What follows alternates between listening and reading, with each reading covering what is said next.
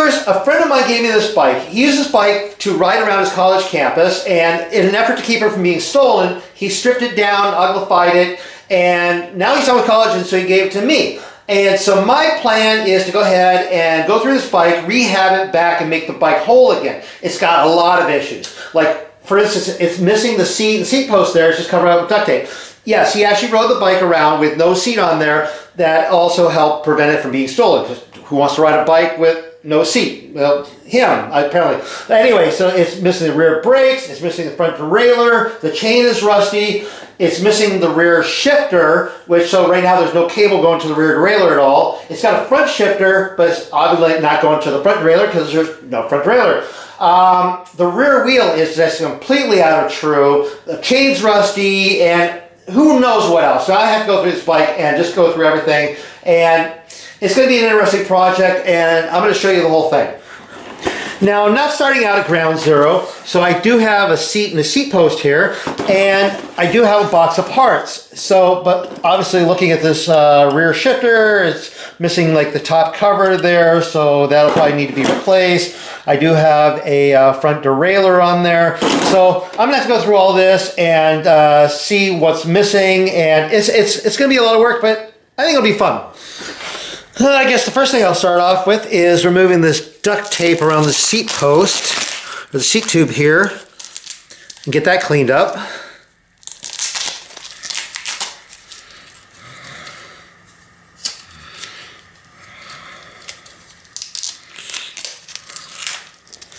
So now I've experimented with a lot of different things to remove duct tape residue, but the best thing I've found is just gasoline.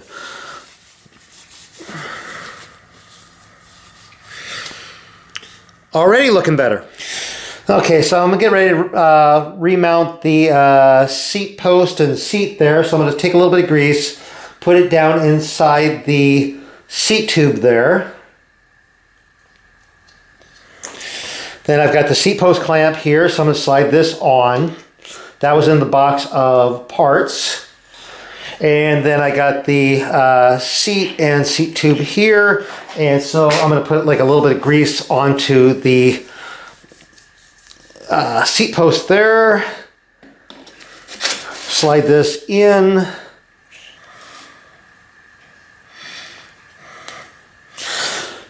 So having a seat post in there will help keep water out when I go to wash the bike.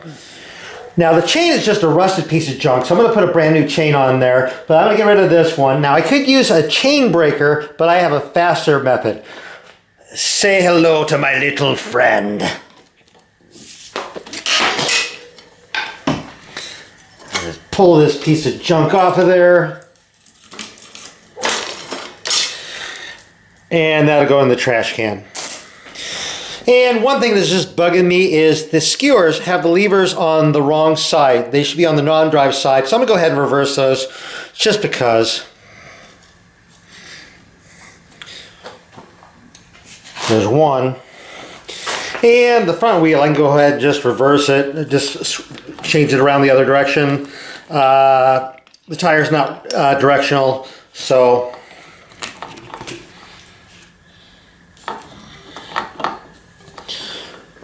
There, just makes me feel better.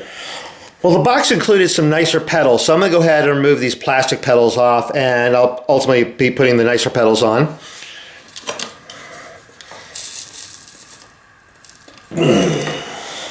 Well, unfortunately, the camera was not going, but the pedals were a real bear to get out. I think he may have epoxied the pedals into the cranks to keep them from being stolen, but I got them out using my pedal wrench and a big cheater bar to get a lot of leverage, but I got them out. So now I'm going to remove the cranks, not so much for maintenance or anything, but more to get everything cleaned up. It'll just make it easier to get everything cleaned up. So I'm going to remove this little crank bolt here. It's an 8mm hex wrench here. So get this out of here.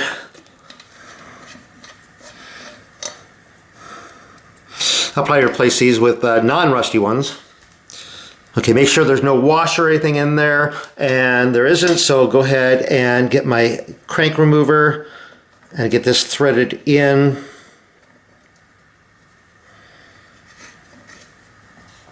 Careful not to cross thread it.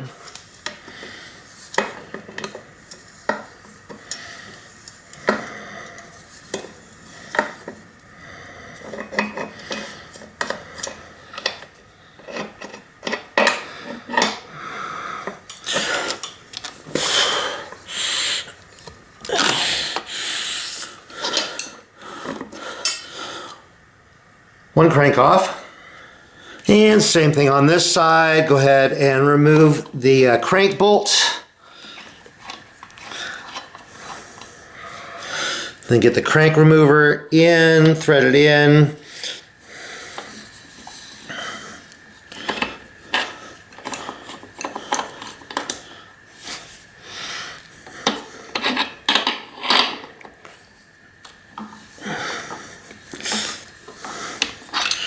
And got that one off.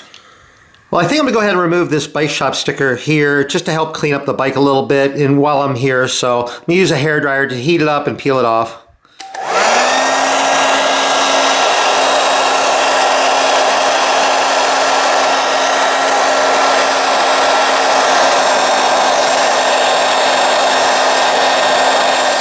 Now the hairdryer wasn't necessary to remove it, so I'm gonna scrape it off. It's like a little plastic scraper for removing stickers.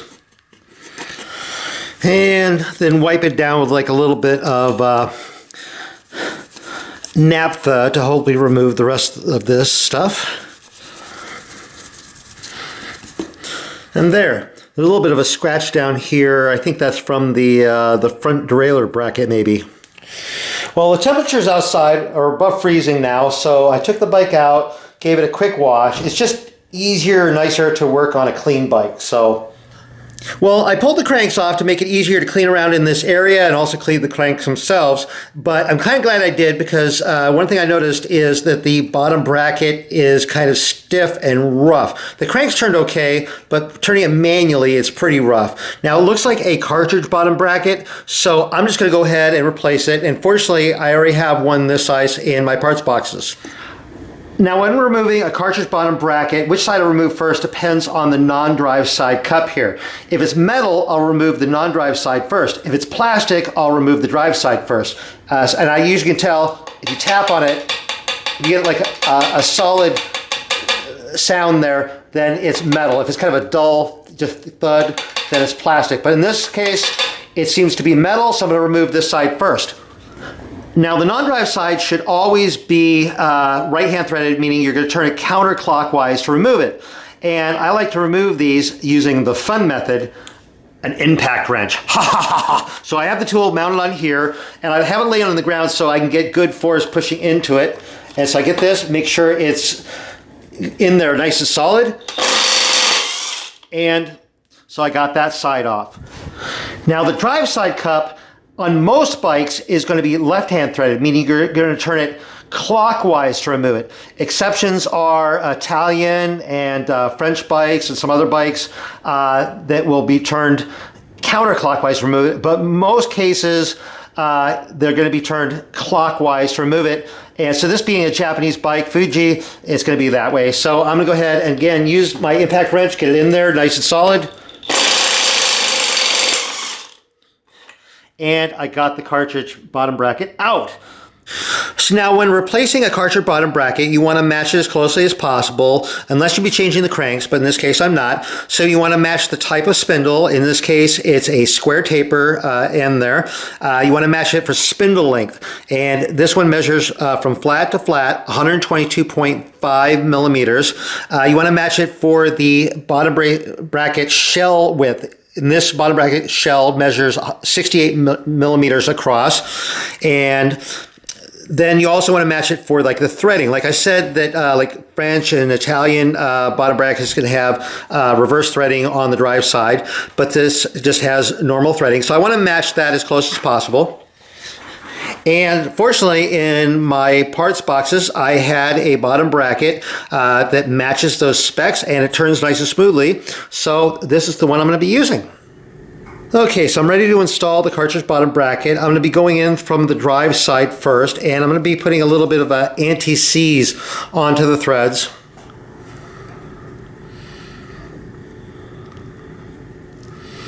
A little bit more on there than I really wanted, but so I'll wipe a little bit of the excess off. And then to go ahead and screw this in. It's reverse threaded, so it should screw in counterclockwise. Be careful not to cross thread it. Should turn in pretty smoothly to start off with.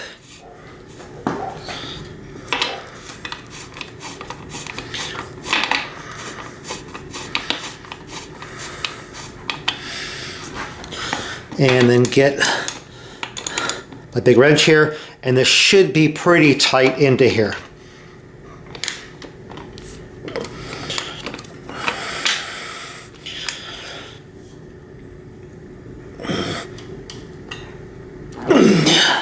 So that's pretty tight. Now to install the non-drive side part. If it's metal, use a little bit of anti-seize around the threads on there. If it's not metal, if it's plastic, do not use the anti-seize stuff on there. And then this should be normal threading, so turn it in clockwise.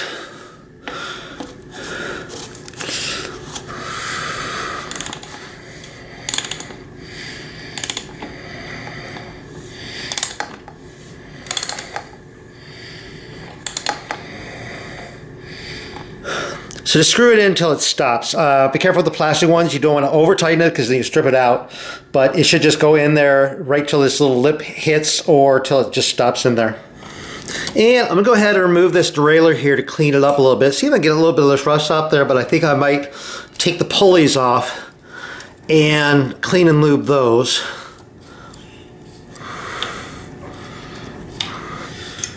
So on the derailleur, there's like little bits of surface rust here around. So what I'm going to do is I'm going to soak this in some Evapo-Rust. Soak this in there for a little bit and hopefully get rid of that surface rust. And then I'll go ahead and clean it up and lube the derailleur, and it'll just look nicer. And the cassette is pretty ugly looking as well. There's surface rust on that. I want to try to get that cleaned up. So I'm going to remove that. First, pull the skewer off. And then get my chain whip on here.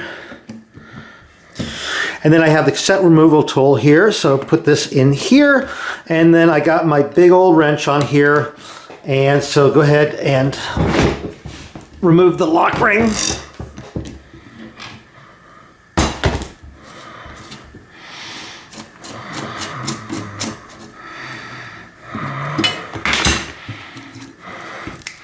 And so I have the cassette, and so I'll clean this up, kind of clean off the grease first, and then I'm probably going to soak this into some Evapo-Rust as well. Now I cleaned up the cassette with a scrub brush and soap and water, and it cleaned up pretty well, but there is definitely still some surface rust on there. So I'm going to go ahead and soak this in Evapo-Rust as well, let it soak overnight, and see how it cleans up. Well, I pulled the parts out of the Evapo-Rust and they look way better. Like the cassette here was just really ugly before, had a lot of rust and stuff. And also the lever on the skewer was pretty rusty. And the derailleur had some rust spots on the body here and kind of down on the cage. So it's cleaned up nicely. And I gave them like a light spray with WD-40 to help keep them from just rusting again quickly. Okay, I want to lube the various pivot points on the derailleur here. So I'm going to be using some Tri-Flow here. And then just spray in a little bit at each pivot point. And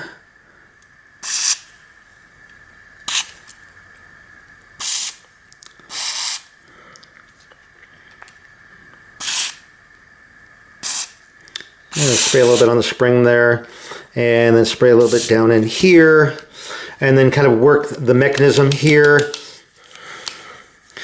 And I'm going to spray just a little bit up in to red up here. That can kind of soak in a little bit.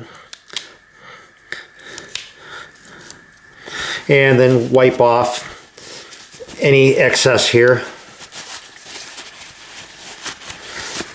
Well, I was going to pull the pulleys off and lube them, but the Tri-Flow got in there and they're spinning nice and smoothly now, so I think we're all set there. Well, looking at the hub, I can see the lock nut on this side is loose and the axle's kind of catching. So I guess I'm going to be overhauling the hub on here. So I'll go ahead and remove this. And then remove the cone. I can remove the axle. And in fact, the cone, lock nut and cone are coming off the other side.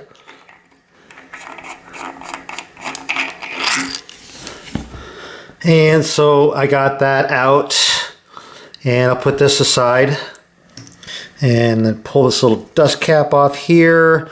And it looks like some of the bearings actually fell down inside, maybe when I was removing the axle. And then I'll pull out these bearings. And yes, I am using a magnet here. I'm not worried about magnetizing the bearings because I'm going to be replacing the bearings with brand new ones. I mean, if you're going to go and do this work, you might as well replace the bearings. And let's see if I can get the ones from down inside here.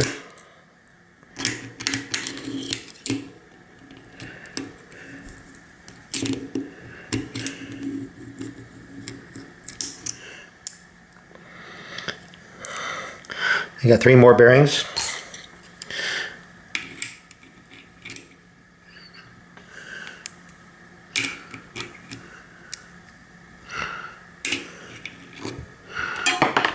Okay, so I got all the bearings out of there. Then I want to clean these races out. Just use paper towel and kind of wipe them out, man. This is pretty ugly in there.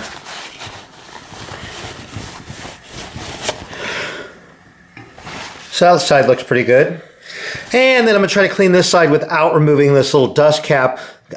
Sometimes getting the dust cap out and then trying to get it back in, you can damage the dust cap. And so I'm just going to go ahead and try to clean it as best I can without removing the dust cap.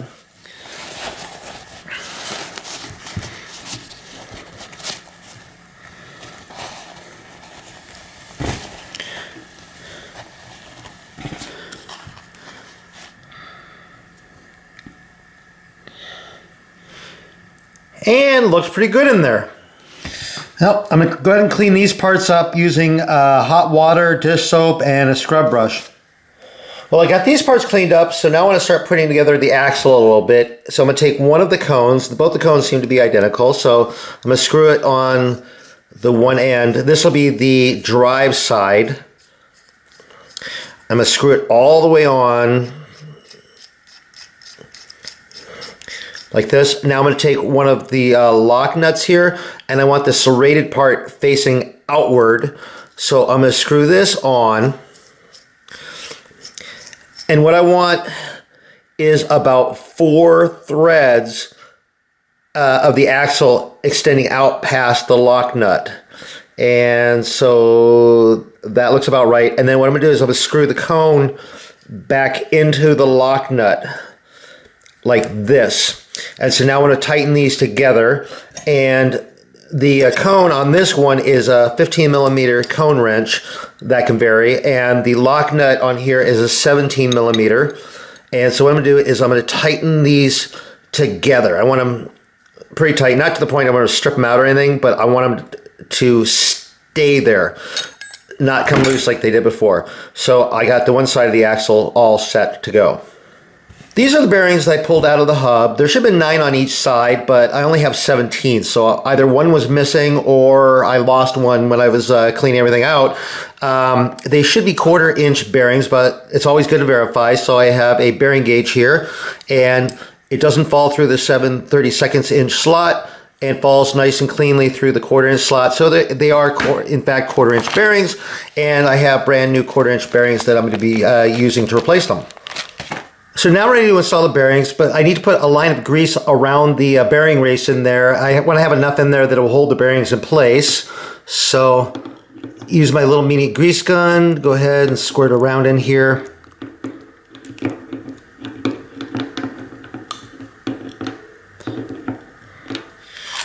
And then I have a bunch of bearings here in like a little jar lid. And I can just use some tweezers to place the bearings one by one.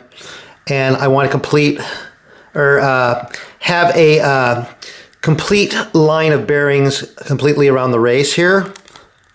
There should be 9 of them to fill the race.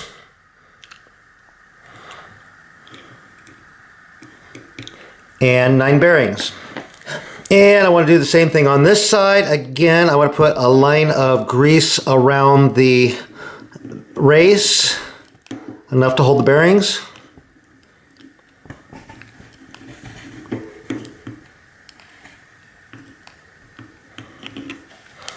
And again, use the tweezers to place the bearings.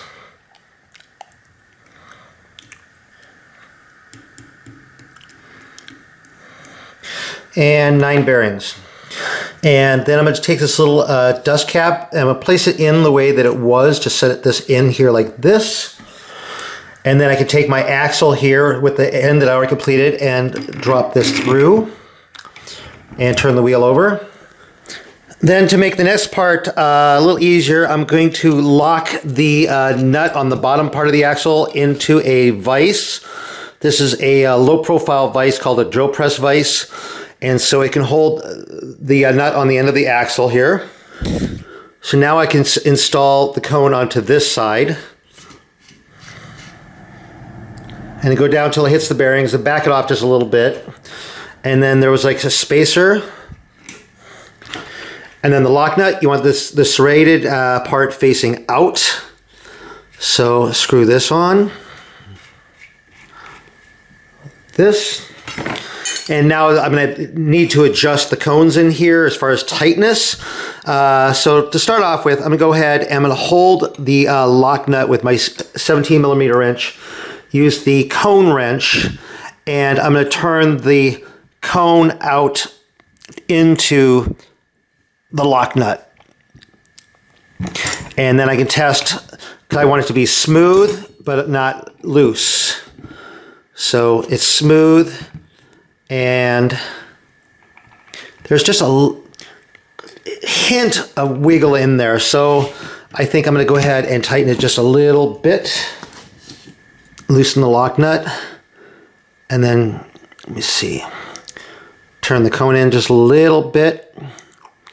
And then tighten the cone again. Or tighten the lock nut. And that feels good. It's turning nice and smoothly, and there's no significant play in there. So I think that's a good adjustment there. Well, this is the rear wheel in my truing stand, and it is just a mess. So I'm going to do my best to get this straightened out.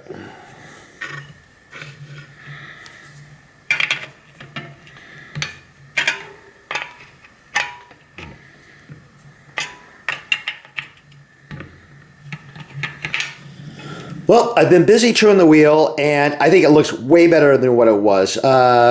Basically, truing the wheel is adjusting the spokes to pull the rim this way or that way till you get it centered. It's just a long, tedious process of making small adjustments. I have a video on truing a wheel, and I'll include that in the description. So now I'm ready to reinstall the cassette. I got the large notch on the free hub there, so I find the large tab on the cassette, slide that on, go for the next cog, and line that up. Yep, there. And here. And then get the lock ring on here. Screw it on. And then I'm going to tighten it down to about 40 Newton meters. That seems to be pretty standard. So I got my torque wrench here.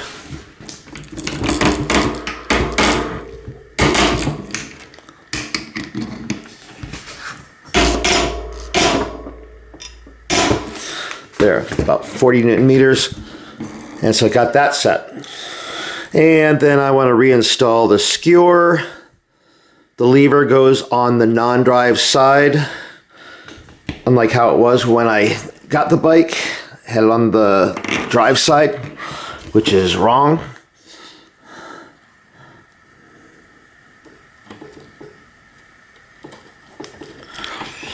And then get ready to remount the wheel. And remount the wheel here.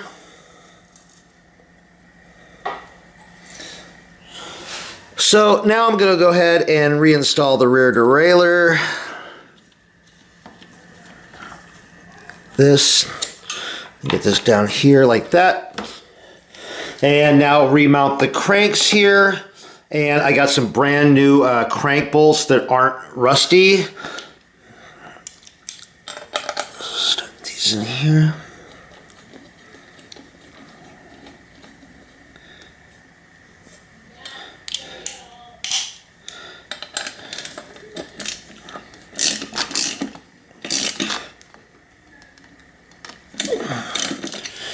And for the non-drive side, make sure you mount it 180 degrees from the other crank arm. Otherwise, you're going to be in for a real surprise.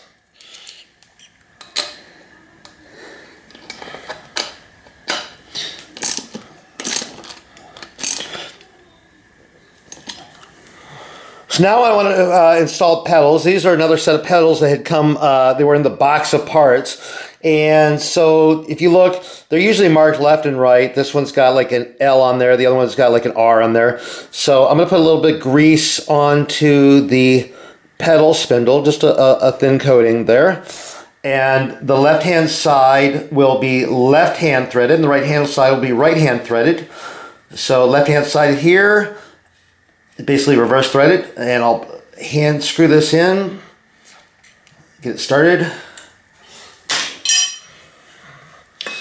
And get the wrench on here. And then get it tightened on.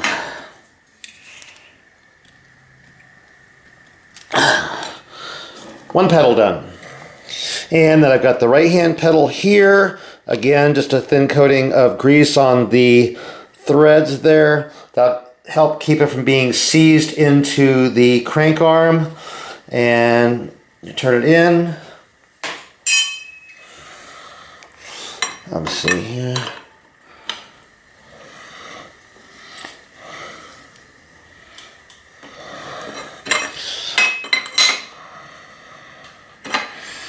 And tighten it on.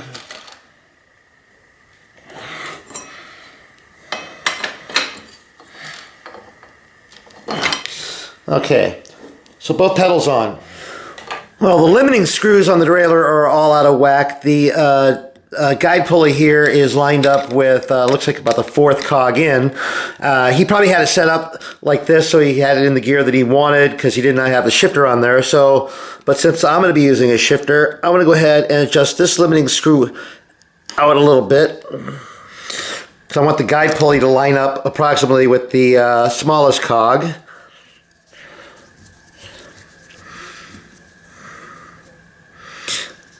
Like that.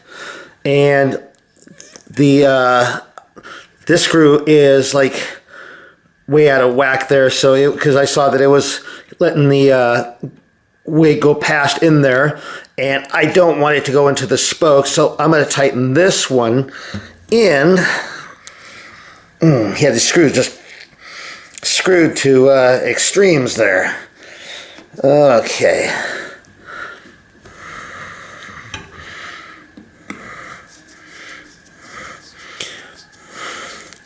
Then I may have to tweak these a little bit when I actually get the chain on and the shifters on. Okay.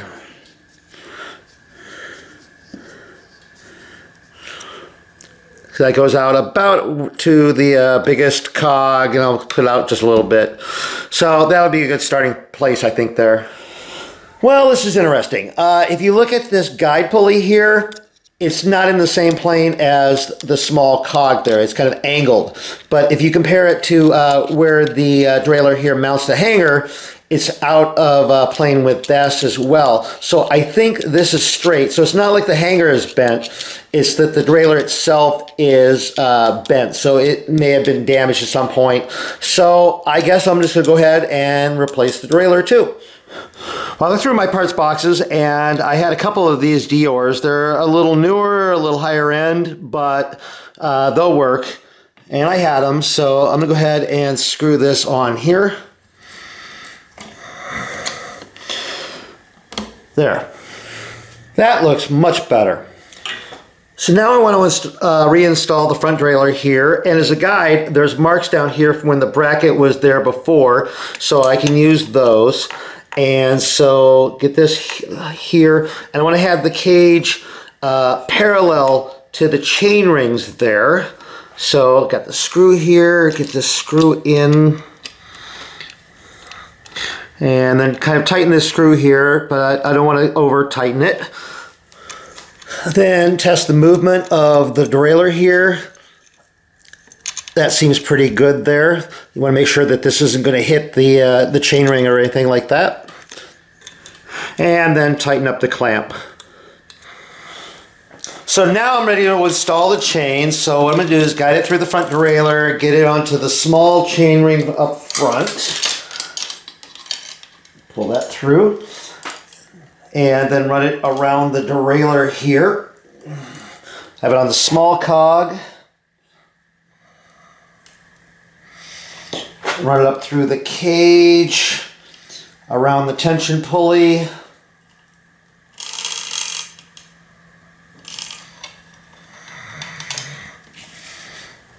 Now I need to size the chain. So to do this, I have it on the small chain ring on the front and the small cog on the back. And I'm going to use a little tool that I made here out of a piece of a coat hanger. It's got 2 inches between the bends here. And so I'm going to grab it on one side. I'm going to hook it on a link between outer plates. And then I'm going to hook it between a link on the other side here between outer plates. Now what I want is when I have the chain sized that when it's in small, that it's not going, the chain's not going to be rubbing up against the guide pulley there.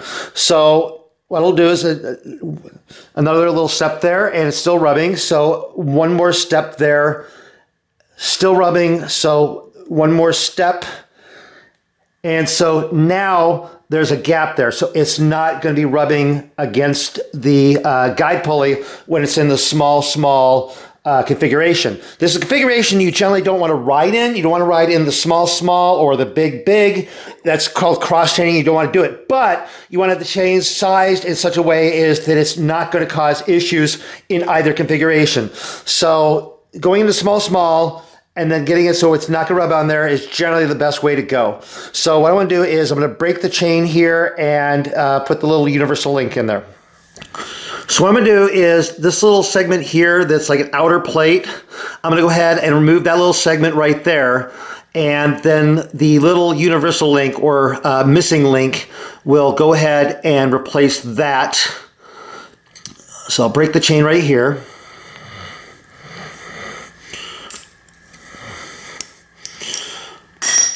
Pull that off. Then I have my little missing link, universal link thing here. It's like basically 2 halves of a plate. And so one goes on one side, one goes on the other side, like this. Then I just connect these together.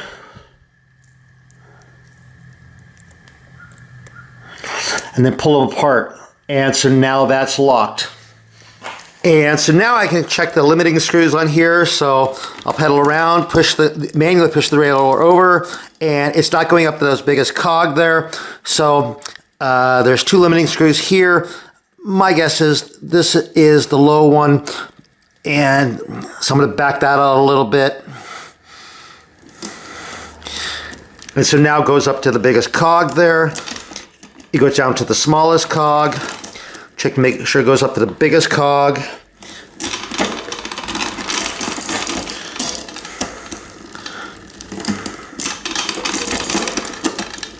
That looks pretty good. Now these grips have seen better days here, so I'm going to go ahead and replace them. I'm just going to go ahead and cut them off.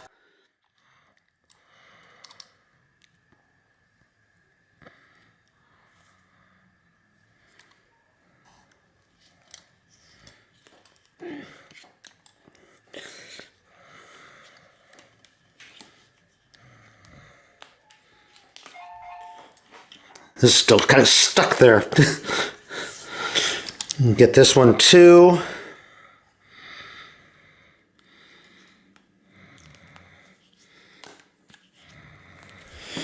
Now to work on getting the rest of this residue off here, I have like a plastic scraper, and this stuff will just come right off here.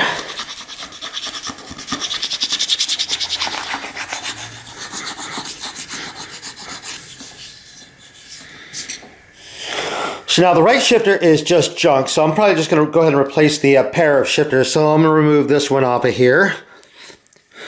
Just a little Allen screw there. And then I should be able to slide it off like that. Well, I found a pair of 3x8 shifters in my parts bins, so I'm going to go ahead and install these. Slide the right shifter on here and slide the left-hand shifter on here. And I'm not going to tighten them down yet. And then I have a pair of grips. And I have some alcohol here, just like regular isopropyl alcohol. And I'm just going to sprinkle a little bit of alcohol in each of the grips. Like that. Shake them around, get all the alcohol in the inside there. And then that'll make it easier to slide the grips onto the bars. Make sure they get all the way on. Make sure they get nice and straight. And then the alcohol will evaporate. And then they'll be on there nice and solid. So now, once you get the grips on, now you can go ahead and tighten down the shifters here. Kind of get them angled how you want them. And I like to have them just flush right up against the grips there.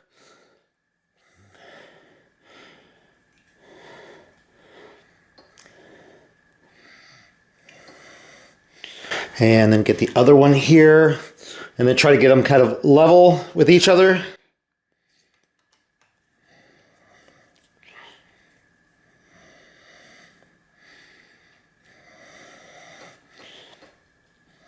And again, clamp down.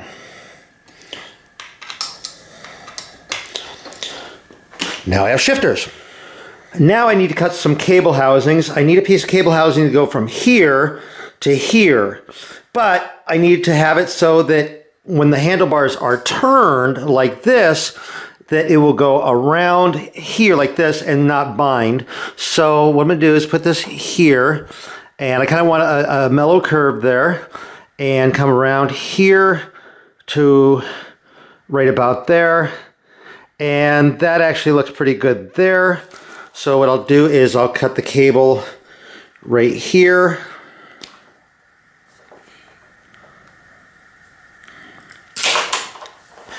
And then again, just double check it here. And so, I mean, that's a pretty extreme turn there, but I think that will be pretty good right there. So it's kind of nice even curve there. Then I want to open up the ends of the cable. So what I'll do is I'll just kind of squeeze around it a little bit and do this on both ends.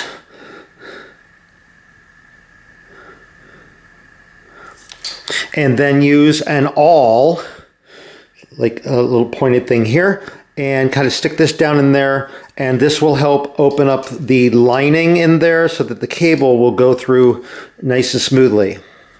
And then I want to stick a ferrule on both ends of this housing here.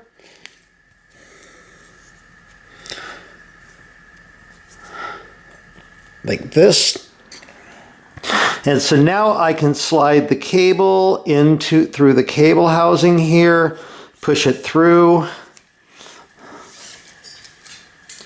and get it seated up into the shifter and seated into the cable stop. And so now I need another cable housing to go from here up to here. And so I kind of like want a nice even curve there. So I'll cut this right here. So then I'll clean up the ends and get some ferrules on. And then I'll run the cable through it. And then I get the ends seated into place. I got that part done. And now I need a piece of cable housing to go from here and around to here and in somewhat of graceful curve. So if I get here, I want to have it too long, but I don't want to have it like real sharp. I think right about there would be good. So then I'll clean the ends and put some ferrules on. So now I can run the cable through this bit of cable housing, slide it in here. and then run the cable down through this barrel adjuster here, get this seated down in here, and then get the cable housing set it up in this cable stop up there, and then pull the cable tight.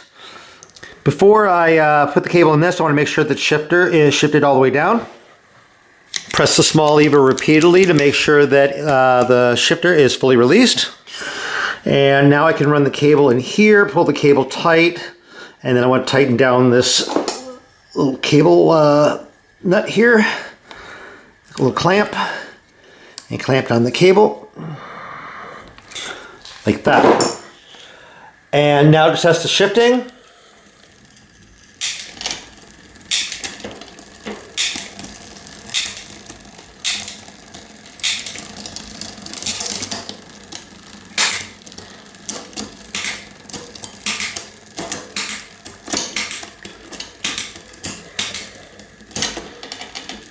Seems pretty good.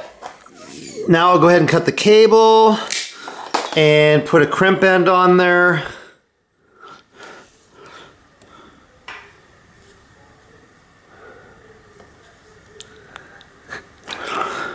And got that cable done. Now I need to cut a bit of cable to go from here down to here. Again, this needs to be able to adapt to the rotating of the handlebars. So I'm going to go ahead and run this here. And actually I'm going to go around down here. And around down to here. And so that looks like it's pretty good. So I'll go ahead and cut the cable right here. And then double check it around. Yeah, that looks pretty good. And so now I go ahead and run the cable through the housing here. Get it seated into the shifter. Get it seated down in this little cable stop there. And then while I'm at it, I'm going to go ahead and just click the shifter down so it's fully released and adjust this little barrel adjuster here. I'm going to turn it all the way in and then turn it out about a turn and a half. That'll give me some room to adjust it there when I'm adjusting the cable and the derailleur. So now I need a little piece to go from here to here, and so I have a small scrap piece here, so I'll put this in here, figure out, and I want a nice kind of smooth curve. So cut this off right about there and try it.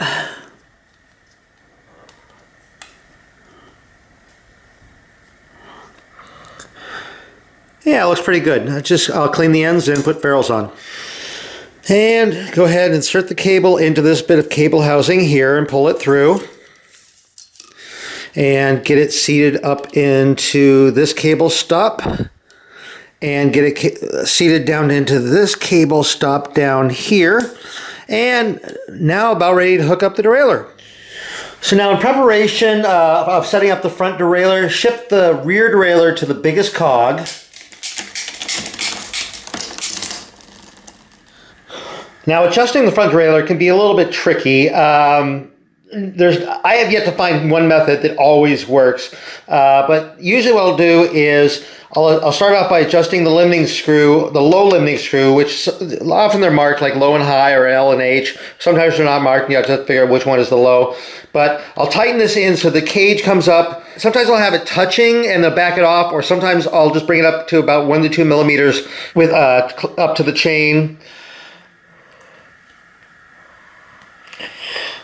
And I'm going to try to here, I'm probably going to bring it about 1 millimeter away from the chain. Back off just a little bit. And I'll start there and see how that works. So now I'm ready to clamp the cable into the derailleur here. So I put it in between there and then tighten this up. And I'm pulling the cable kind of tight. And clamp this down. Like that. Okay, let's give this shifting a try here. Up to the middle, up to the big, down the middle, up, dropped all the way to the low. So I'm going to adjust the barrel adjuster on the shifter out a little bit. Go back down to the low, the middle, And then up to the high. Middle, low.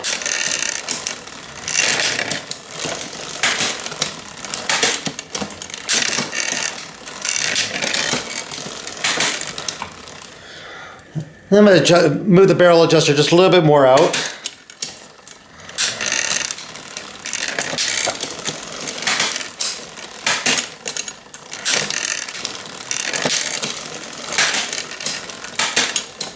And then I'll mess with the rear derailleur, move it out down to like the middle cog here.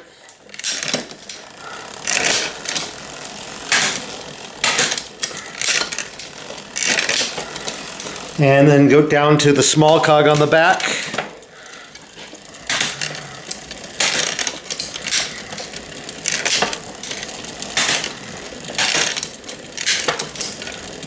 And seems to be working pretty good. So now I want to go ahead and cut this cable off and put a crimp end on here.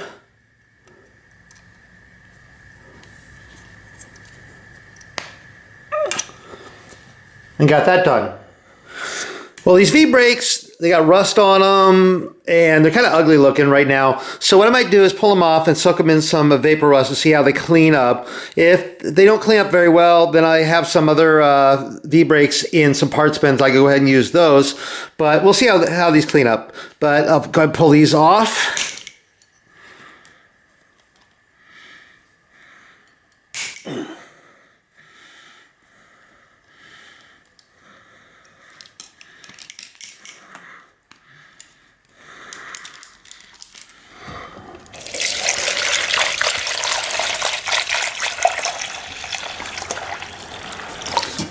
And then I'll let them soak. Well, after soaking in the Evapo-Rust for a day, they cleaned up really nicely, so I see no problem using these brakes. So before I reinstall the brake, I'm going to go ahead and just put a light coating of grease on the posts here. Just a very thin coating. And then slide the brakes on here.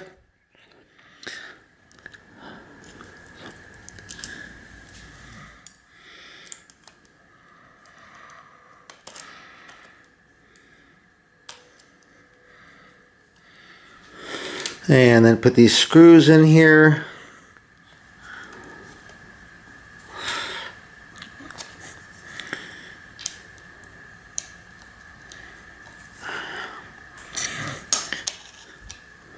Looks good. And the same with these back posts here. Just put just a little bit of grease on the posts.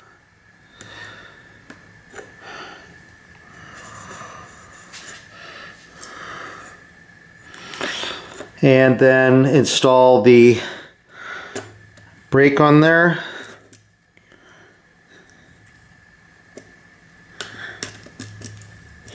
The pin from the spring should go into the middle hole.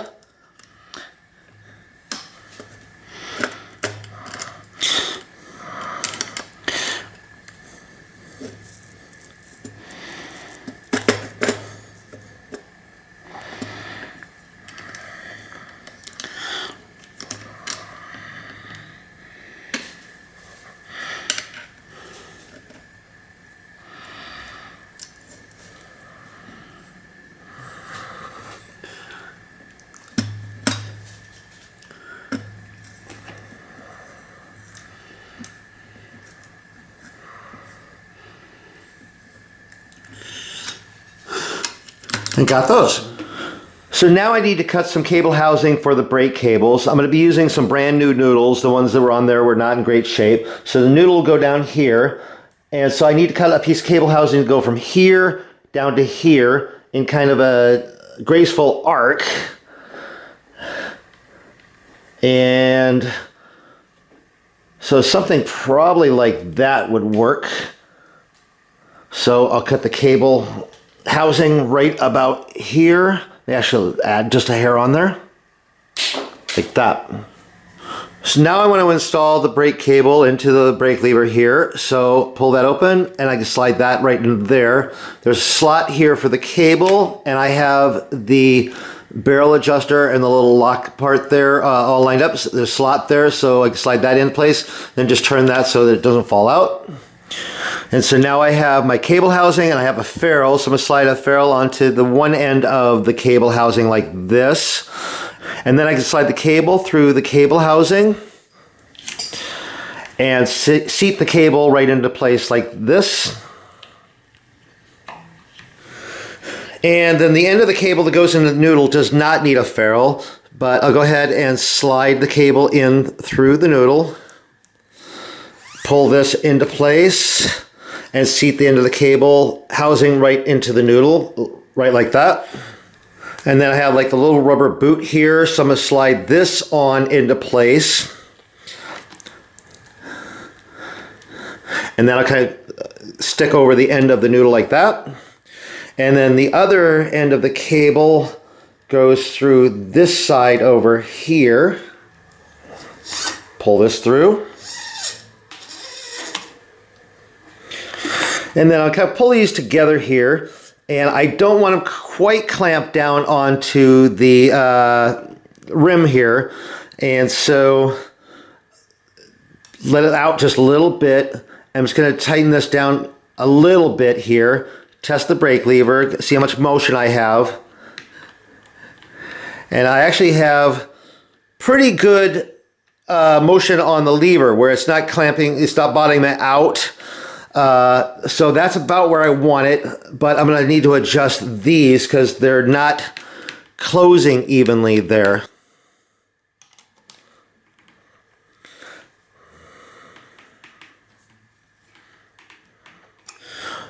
Now V-brakes have these little adjusting screws down there where you can adjust spring tension on them. I noticed this one's all the way in and the one on the other side is not quite all the way in. So this is giving it more spring pressure on this side here. So what I'm going to do is I'm going to loosen this side a little bit and try to make it a little bit more even with the other side.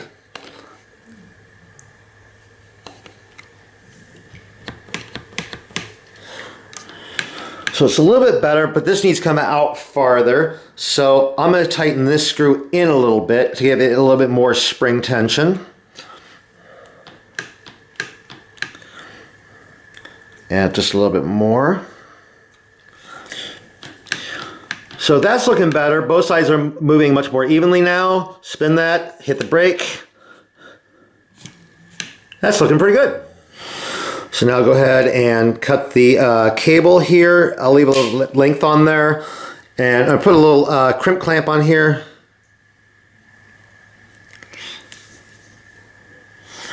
And crimp it on. And then just tuck this a little bit back here behind the brake. Out of the way, nice and clean. So now I need a piece of cable housing to go from here around over to here, but again I have to be dealing with the turning of the handlebars. So what I'm going to do is stick a piece in here and run it around over here. And so I think this is probably as long as I need right here. So I'll cut the cable housing right about here.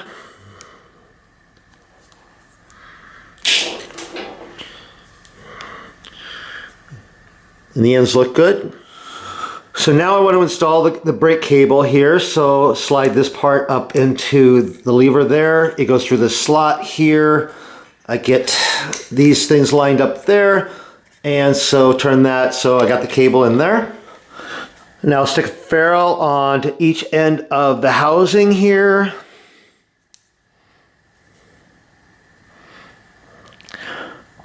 And then slide the cable into the end of the housing and pull it through. Get it seated into the barrel adjuster on the brake lever and get it seated into the cable stop there. So now I need a piece of cable housing to go from here to here, and I want to have a little bit of a bend in it so that it can move and flex a little bit. So I'm going to go right here and try to cut right about there and see how that does.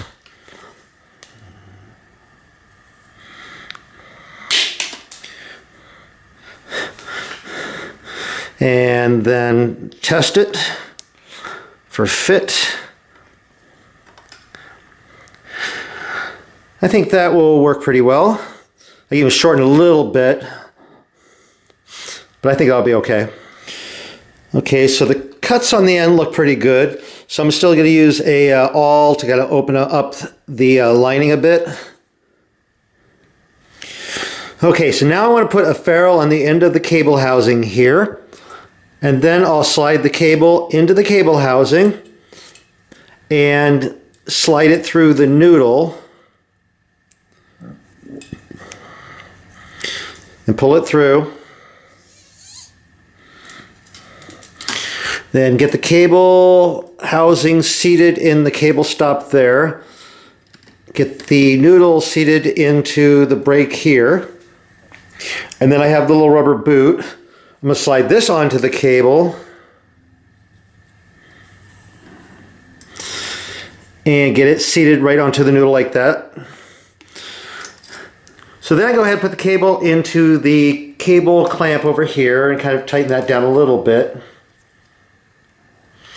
Then pull this through, get the brake pads onto the rim, and then just let it out just a little bit. And then I'm just going to tentatively tighten this just a little bit, test the brake lever, see what kind of braking I have there. That actually seems pretty good, so I'm going to go ahead and tighten that down. Because I want the brake lever to clamp down about halfway. I don't want it to bottom out. And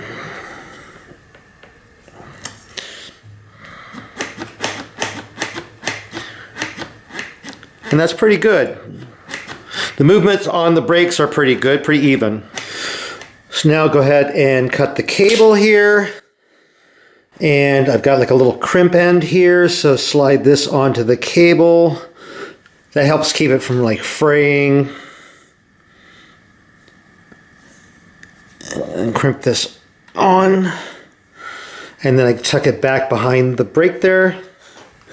So now I want to replace these ugly, rusty bottle cage screws, so I'm going to remove the old ones here. Now before I install the new ones, I'm going to go ahead and squirt just a little bit of grease into the hole for each one. That will help them from being seized in the future. And so now I have these nice stainless steel bottle cage screws that will stay nice looking. And the bottle cage screws are not a big deal, but replacing the old rusty ones with just new ones makes a huge difference in making the bike look nicer. And if you buy them, like a small bag of them, like on eBay, they're really not that expensive.